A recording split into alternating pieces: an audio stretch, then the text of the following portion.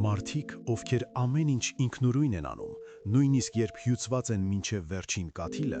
հաճախ ապրում են գերանկախության սցենարով։ Սա այն պատճառով չէ, որ նրանց ոչ ոք պետք չէ։ Պարզապես նրանց նյարդային համակարգը ժամանակին սովորել է, որ ուրիշներին վստահելը անվտանգ չէ։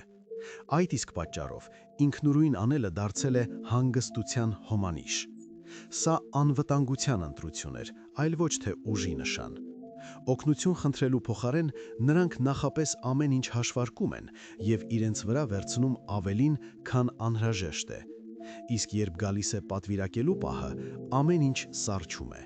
և նրանք նորից ասում են. «Լավ, ես ինքս»։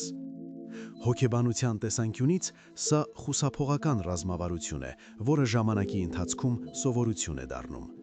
Երբեմն նման մարդիկ բարձրաձայն են, եռանդու, կարող են փրկել բոլորին շուրջը։ Նրանք հաճախ կատակում և աջակցում են, բայց ամենից հաճախ նրանք ուժեղ են թվում և միայնակ են զգում իրենց։